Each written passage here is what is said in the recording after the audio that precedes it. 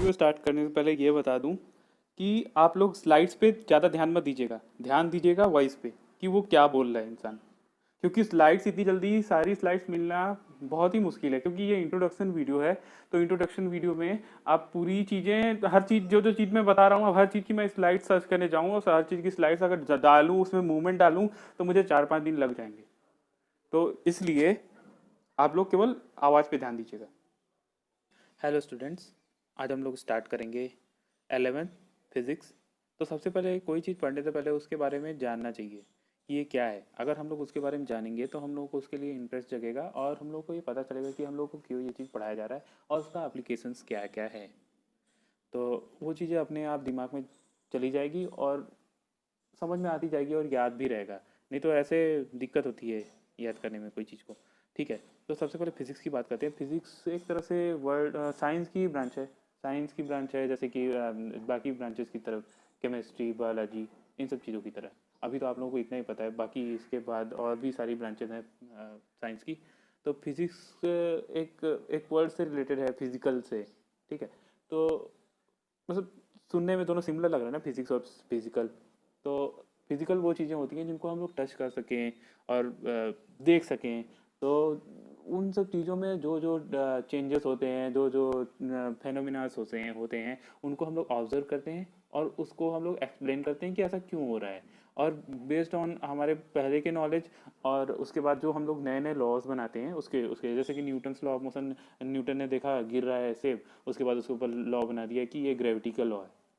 ठीक है, gravity, law of gravity तभी आया था। अब उसके बाद यहाँ पे हम सब लोग सबसे पहले ये देखते हैं कि हम लोग को पढ़ना क्या है, क्योंकि फिजिक्स की तो मतलब बहुत ही ज़्यादा ब्रॉड है फिजिक्स। तो हम लोग को पढ़ना है यहाँ पे केवल 10 यूनिट है। ठीक है, 10 यूनिट। लेकिन इसमें ट्राई किया है कि सारी जितने ब्रांचेस है आगे जाके फिजिक्स की, उन सभी को उसने कवर करने की कोशिश करी है। बाकी जो बची हुई ब्रांचेस हैं वो 12th में होगी। तो ये सब ब्रांचेस को उसने कवर करने की कोशिश की है। सबसे पहले आता है, तो सबसे पहली यूनिट है physical worlds and measurement. Second है काइनेमेटिक्स। थर्ड है लॉ ऑफ मोशन। फोर्थ है work energy and power. Fifth है motions of systems and particles and rigid bodies. And उसके बाद आता है ग्रेविटेशन। फिर उसके बाद आता है properties of the bulk matters. फिर उसके बाद आता है थर्मोडायनेमिक्स। फिर उसके बाद behaviour of the perfect gases and the kinetic theory of the gases. फिर उसके बाद लास्ट वाला आता है mechanical waves and ray optics. ये लास्ट और 10th यूनिट है। तो अब सबसे पहले हम लोग स्टार्ट करते हैं फिजिक्स। तो फिजिक्स का सबसे पहले स्टार्ट करते हैं, ये यूनिट क्या है। सबसे पहला यूनिट है हम लोगों का physical world and measurement. Physical world measurement में सबसे पहले हम लोग देखेंगे हम लोग को पढ़ना क्या क्या है। पढ़ना है हम लोगों को फिजिकल वर्ल्ड, फिजिक्स स्कोप क्या होती है, उसको कैसे हम लोग डिफाइन करते हैं, नेचर ऑफ फिजिकल लॉज क्या क्या हैं, फिजिक्स टेक्नोलॉजीज़ क्या क्या आई हैं और सोसाइटीज़ में इस कैसे इसको यूज़ करते हैं। उसके बाद हम लोग का आता है यूनिट्स एंड मेजरमेंट। हाँ, तो हम लोग को, और उसके बाद यूनिट्स एंड मेजरमेंट जो चीज़ों की जैसे क्वांटिटीज़ होती हैं, दो तरह की क्वांटिटीज़ होती है, एक फंडामेंटल क्वांटिटीज होती है, डेराइव क्वांटिटीज़ होती हैं। तो उसके बाद इन क्वांटिटीज़ की यूनिट्स क्या क्या है और उसको कैसे कैसे हम लोग मेजर करते हैं। तो जैसे 3 7 होती है ना यूनिट्स, उसके बाद लेंथ, मास, टाइम, ऐसे कर करके 7 होती हैं। तो उसके बाद नीड्स ऑफ मेजरमेंट, हम लोग को मेजरमेंट की ज़रूरत क्यों पड़ी। हाँ, उसके बाद यूनिट्स ऑफ मेजरमेंट, उसके बाद सिस्टम्स ऑफ यूनिट्स, यूनिट्स के कितने सिस्टम्स हैं, MKS, FPS, CGS, ये तो सबको पता है। उसके बाद SI यूनिट्स क्या होती है, ये जो स्टैंडर्ड होता है, जैसे सब लोग जैसे तीन तीन तरह के सिस्टम्स हैं ना। तो इन सिस्टम्स ये लोगों को आपस में होने लग गया कि हम तो इसको FPS में नापेंगे, हम तो इसको MKS में नापेंगे। लेकिन तो उसके बाद एक इंटरनेशनल स्टैंडर्ड यूनिट सोसाइटी का मतलब वो निकला कि अब सब लोग इसी में, ये जो जो डिफाइंड चीज़ें हैं उसी में अब नापेगा सब लोग। तो उसे ही SI यूनिट्स बोलते हैं। अब उसके बाद ये है, जब किसी चीज़ को हम लोग मेज़र कर रहे हैं तो उसमें एक्यूरेसी और प्रेसिजन जो है वो बहुत ज़्यादा इंपॉर्टेंट होती है। अब लेकिन फिर भी एरर्स हो जाते हैं। अब जब एरर्स हो जा रहे हैं तो एरर्स का भी मेजरमेंट हम लोग करते हैं जिससे हम लोग को पता चले। अब उसके बाद आता है सिग्निफिकेंट फिगर्स। जो एरर्स होता है ना, एरर्स को राउंड, जो मेजरमेंट हम लोग कर रहे हैं उसको राउंड ऑफ करने के लिए सिग्निफिकेंट फिगर्स देखते हैं। जैसे कि हम जैसे मेजर कर रहे हैं तो मेरा बहुत ज़्यादा प्रेसिजन है, अब उसके बाद कोई और कर रहा है उसका प्रेसिजन कम है। तो अगर जो हम लोग को ऐड करना हुआ है तो उसको सिग्निफिकेंट फिगर्स से राउंड ऑफ करके हम लोग ऐड करते हैं। अब उसके बाद आता है काइनेमेटिक्स। ठीक है, काइनेमेटिक्स जो हम लोगों ने थ्योरी ऑफ मशीन में पढ़ा था 3rd ईयर में। तो उसकी थ्योरी ऑफ मशीन के 3 पार्ट, 2 पार्ट्स होते थे, 2 पार्ट्स। तो काइनेमेटिक्स और डायनेमिक्स। काइनेमेटिक्स जो होता है उसमें हम लोग केवल रिलेटिव मोशंस को देखते हैं, जैसे मोशन हो रहा है, वेलोसिटी, एक्सेलरेशन जो उसमें आ रही है, जो डिस्प्लेसमेंट आ रही है, वो सब को ही केवल स्टडी करते हैं। फोर्स को बिल्कुल भी स्टडी नहीं करते, किस फोर्स की वजह से हो रहा है वो सब कुछ नहीं। जैसे ग्राफ बनाते हैं टाइम का, टाइम के रिस्पेक्ट में डिस्प्लेसमेंट का, टाइम के रिस्पेक्ट में वेलोसिटी का, टाइम के रिस्पेक्ट में एक्सेलरेशन का, फोर्स कुछ भी हम लोग नहीं देखते हैं। उसके बाद आता है डायनेमिक्स, इसमें हम लोग फोर्स का एनालिसिस करते हैं। ठीक है, फोर्स का एनालिसिस करते हैं। अब दो बातें हो सकती हैं, या तो वो बॉडी चल रही है या तो बॉडी रुकी हुई है। अब जो बॉडी रुकी हुई है उसका अगर हम लोग जो एनालिसिस कर रहे हैं वो है स्टैटिक्स। तो इसमें हम लोग ये दिखाते हैं जितने चारों तरफ से उसके फोर्स लगे हुए हैं उसके उसके अंडर वो बैलेंस में है, और वो उसके रेस्ट में है और वहीं पे रुकी हुई है। तो ये इसको इस ब्रांच को हम लोग स्टैटिक्स बोलते हैं। उसके बाद एक होती है काइनेटिक्स। काइनेटिक्स में ये बॉडी चलती रहती है फोर्स के अंदर। तो अब फोर्स के अंदर चल रही है तो इसमें हम लोग एक एक जो सूडो फोर्स, तो उसमें मान लो उसमें एक्सेलरेशन आ जाता है ना, तो उस एक सूडो फोर्स हम लोग कहते हैं कि उस एक्सेलरेशन की वजह से एक सूडो फोर्स दूसरे डायरेक्शन से लग रहा है। जिस डायरेक्शन में उसका एक्सेलरेशन है उसके अपोजिट में वो फोर्स लग रहा है। तो हम लोग उसको एक रेस्ट पोजीशन में कन्वर्ट कर देते हैं। मतलब काइनेटिक्स जो है उसको हम लोग स्टैटिक्स में कन्वर्ट करके उसका एनालिसिस करते हैं। तो ये हो गया काइनेमेटिक्स के क्या होता है। अब उसके बाद मोशंस, अब ये आपको काइनेमेटिक्स में पढ़ना क्या क्या है। मोशन इन स्ट्रेट लाइन, ठीक है।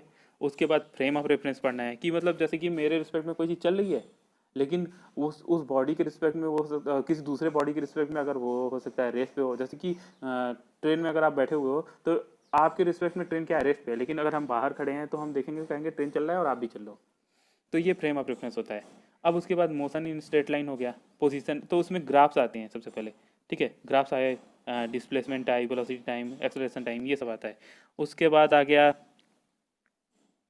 Motion in plane, scalar and vector quantities, ठीक है। स्केलर एंड, पहले तो स्ट्रेट लाइन था मोशन, स्ट्रेट लाइन मोशन में क्या क्या था, ठीक, कितने तरह के मोशन होते हैं, यूनिफॉर्म, नॉन यूनिफॉर्म, ये सब होता है। अब उसके बाद ये मोशन इन प्लेन आ गया। मतलब जैसे कि प्लेन, इसके दो दो डायमेंशन होंगे, एक्स डायमेंशन और वाई डायमेंशन। तो इन दोनों डायमेंशन में चेंजेस होंगे बॉडी के, ठीक है। मतलब बॉडी की इन दोनों डायमेंशन में अपने पोजीशन को चेंज करेगी, एक्स और वाई अलग अलग टाइम के साथ साथ। तो अब ऐसे में वेक्टर की ज़रूरत पड़ गई हम लोग को, वेक्टर, पोजीशन वेक्टर, ठीक है। उसके बाद डिस्प्लेसमेंट वेक्टर कि वो इस इस पोजीशन से उस पोजीशन पे गया तो कितना वो डिस्प्लेस हुआ। उसके बाद वेलोसिटी आया, फिर उसके बाद एक्सेलरेशन आया।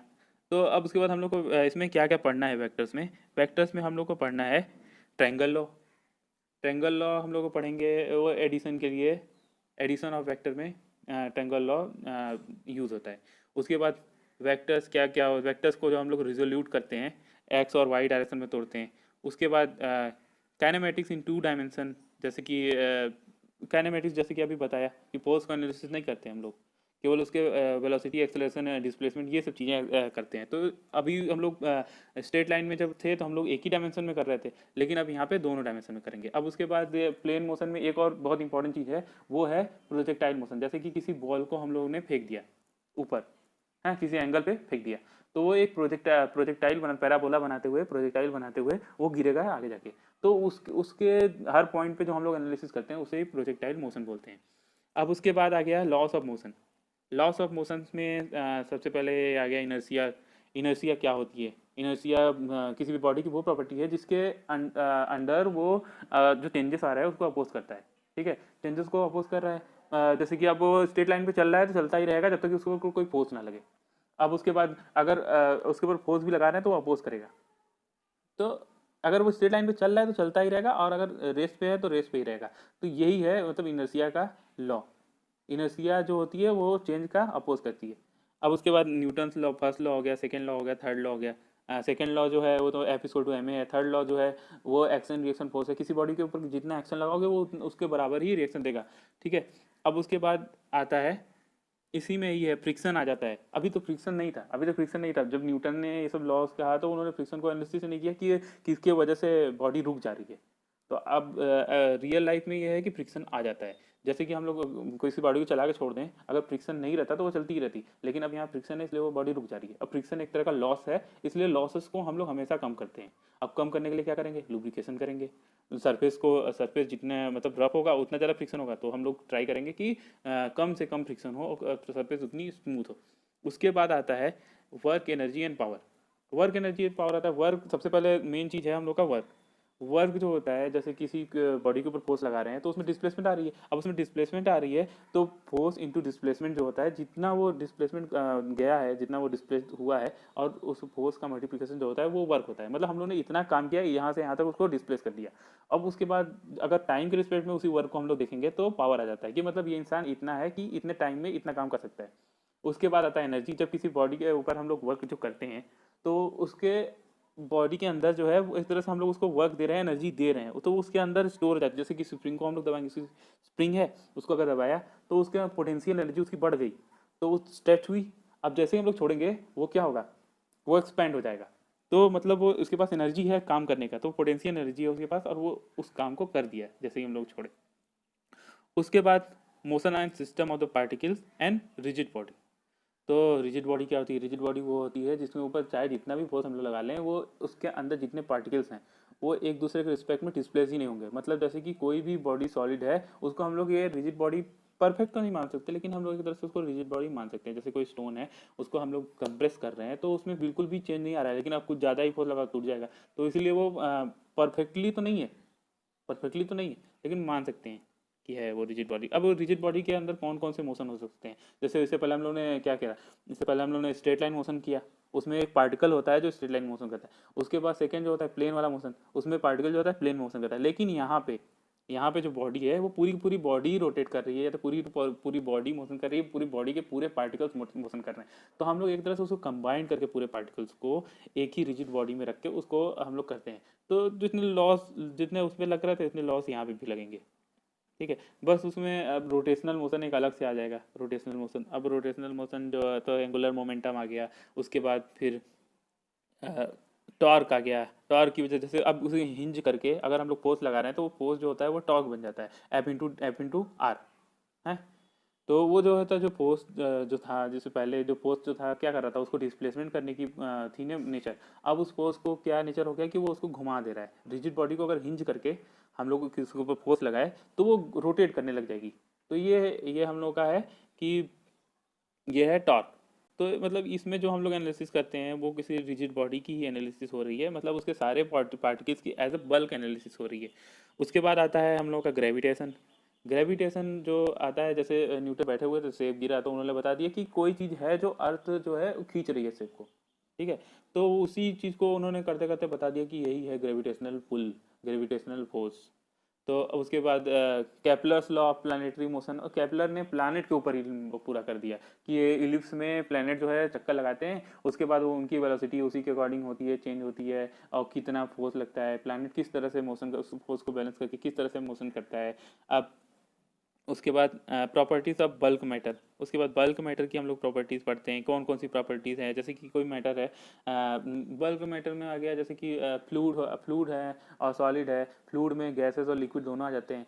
तो अब उसके ऊपर जितनी भी उसकी प्रॉपर्टीज़ है उसको हम लोग करते हैं। सरफेस टेंशन हो गया, स्ट्रेस स्ट्रेन, जब किसी चीज़ को हम लोग स्ट्रेच करते हैं तो कैसे वो बिहेव करता है। अगर किसी चीज़ के ऊपर फ्रिक्शन लगाते हैं तो जैसे कि पानी के ऊपर, जैसे पानी के ऊपर किसी चीज़ को ऐसे स्लाइड करा दिया तो वो किस तरह से बिहेव करेगा। पानी की लेयर्स एक दूसरे के ऊपर कैसे कैसे फ्लो करती हैं, वो सब चीज़ें हम लोग एनालिसिस करते हैं इसमें। तो इसमें विस्कोसिटी आ जाता है, और भी चीज़ें आती हैं जैसे कि प्रेशर वेरिएशन। जैसे कि जब कोई भी पानी है तो पानी में जैसे जैसे नीचे जाते जाओगे प्रेशर बढ़ता जाएगा। तो प्रेशर वो किसकी वजह से बढ़ रहा है, वो पानी के वेट की वजह से बढ़ रहा है। ठीक है, तो वही है प्रेशर का एनालिसिस। उसके बाद अब उसके बाद आता है थर्मल प्रॉपर्टीज़। थर्मोडायनेमिक्स में आता है थर्मल प्रॉपर्टीज़। हीट आता है, टेम्परेचर आता है, थर्मल एक्सपेंशन आता है। हीट जैसे कि किसी बॉडी को हम लोग हीट दिए, मतलब गर्म किए, तो उसका क्या होगा, टेम्परेचर बढ़ेगा, और टेम्परेचर बढ़ेगा तो वो बॉडी हीटेड खाई जाएगी। अब उसके बाद कोई भी जैसे ज़्यादा टेम्परेचर वाली बॉडी है उसको किसी कम टेम्परेचर वाली बॉडी के पास ले जाएंगे तो हीट जो है ज़्यादा कम टेम्परेचर से कम टेम्परेचर वाली बॉडी की तरफ फ्लो करेगी। तो यही कॉन्सेप्ट होता है, यही देखा जाता है हम लोग हमेशा कि हीट कहाँ से कहाँ फ्लो करेगी। हीट एंड मास ट्रांसफर में ये सब पढ़ाया जाता है। अब उसके बाद थर्मल इक्विलिब्रियम जो कॉन्सेप्ट होता है उसके अकॉर्डिंग हम लोग टेम्परेचर मेजरमेंट करते हैं। टेम्परेचर मेजरमेंट के लिए जीरोथ लॉ ऑफ थर्मोडायनेमिक्स लगता है। उसके बाद आता है थर्मोडायनेमिक्स। थर्मोडायनेमिक्स में थर्मोडायनामिक्स क्या होता है? थर्मोडायनामिक्स में जैसे हम लोग को मेन चीज़ होती है, तीन चीज़ें जरूरत। लाभ थर्मोडायनामिक्स से हम लोग टेम्परेचर मेजरमेंट करते हैं, ये इक्विलिब्रियम टेम्परेचर इक्विलिब्रियम दिखाता है। उसके बाद फर्स्ट लॉ ऑफ थर्मोडायनामिक्स में है जैसे हम लोग हीट एनर्जी और इंटरनल एनर्जी इन सबको देखते हैं। Heat heat work and internal energy को देखते हैं। जैसे किसी किसी चीज़ को हम लोगों ने हीट दिया तो उसकी इंटरनल बढ़ेगी, अगर किसी चीज़ को वो वर्क किया तो भी उसकी इंटरनल एनर्जी बढ़ेगी। उसके बाद थर्ड जो होता है वो इंट्रॉपी होता है। इंट्रॉपी क्या होता है? रैंडमनेस होती है। उसके बाद हम लोग यहाँ पे पढ़ेंगे perfect gas, real gas and तरह तरह के जो थ्योरीज होते हैं, गैसेस थ्योरीज होते हैं। गैसेस के जो मॉलिक्यूल्स होते हैं वो सब कैसे किसी कंटेनर के अंदर कैसे वो लोग मोशन में रहते हैं और उसके क्या क्या प्रॉपर्टीज होती हैं, ये सब चीज़ें हम लोग पढ़ेंगे। उसके बाद हम लोग पढ़ेंगे वेव्स। तो वेव्स कितनी तरह के, मैकेनिकल वेव्स कितनी तरह की होती है, ट्रांसवर्स वेव्स और लॉन्गिट्यूडनल वेव। ट्रांसवर्स वेव वो होती है जो अपने ट्रांसलेशन के परपेंडिकुलर ऑसिलेट करे, और लॉन्गिट्यूडनल वो होती है जो कि अपने ट्रांसलेशन के बिल्कुल डायरेक्शन में ही ऑसिलेट करे।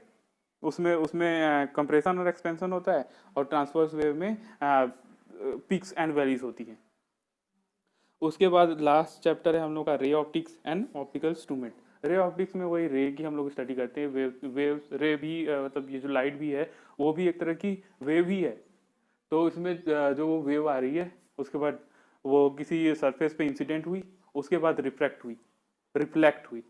तो इसमें रिफ्लेक्ट और रिफ्लेक्ट दो दो फिनोमेना होता है। पहले रिफ्लेक्ट होता है जो किसी से इम्पैक्ट करे, उसके बाद फिर रिफ्लेक्ट हो जाए, किसी जिस एंगल से आएगी उसी एंगल से वो रिफ्लेक्ट होकर जाएगी। उसके बाद सेकंड होता है फिनोमेना जिसमें कि वो रिफ्रैक्ट करती है, मतलब वो उसी सरफेस के अंदर से होते हुए दूसरे साइड क्रॉस कर जाती है, तो इसे रिफ्रैक्ट बोलते हैं। तो इसमें इंडेक्स की बातें आ जाती हैं। जैसे कि अगर कोई जो है मैटर, जैसे कोई गैस है, वो कितना डेंस है उसके ऊपर डिपेंड करता है कि वो किस एंगल पे रिफ्रैक्ट हो रही है।